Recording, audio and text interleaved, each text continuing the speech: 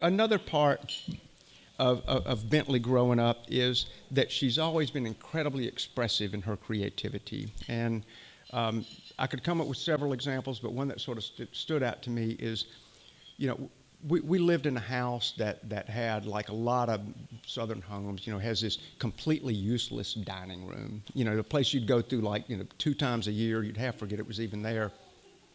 And when Bentley was about 9 years old, she one time said, let's have a special dinner in the dining room.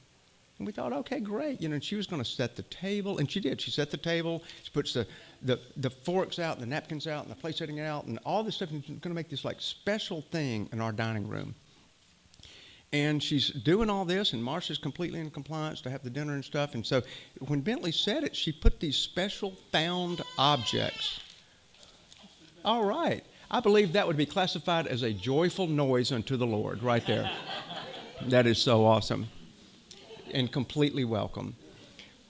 And so she sets the table, and she puts these individual objects in front of our place setting. And there's a baseball, and there is a highly decorative key. And in front of mine, and also on this, there's hand-lettered place cards. Imagine that. Hand-lettered place cards, honest to gosh, when she was 9 years old. And in front of mine,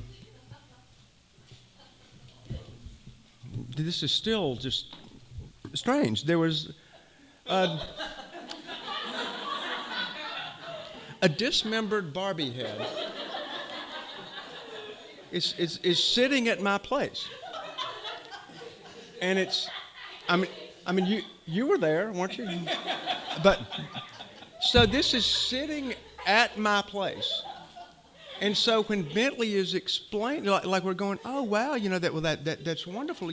Explain to us, about the setting. And she goes about David. She says about the baseball. And see, like y'all, it's hard not to look at the severed head.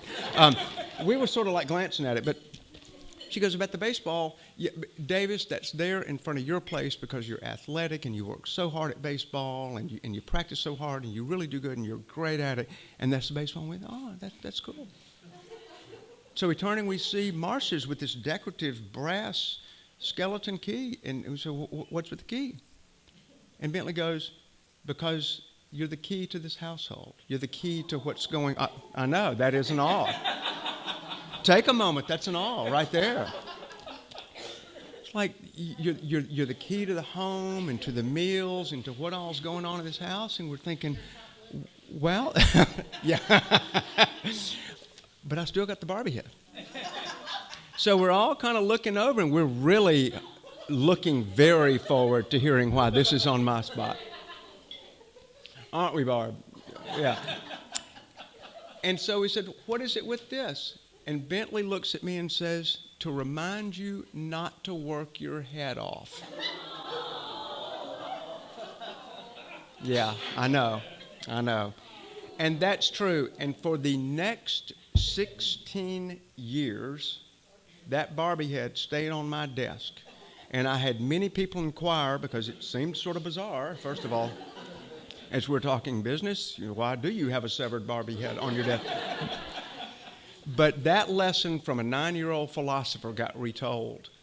So I will say, though it might be slightly against Barbie's advice, that as you love and support each other and grow together and completely in concert with each other's dreams and ideals and hopes, the occasional pain, and we hope the frequent joy, that you do work your head off at that.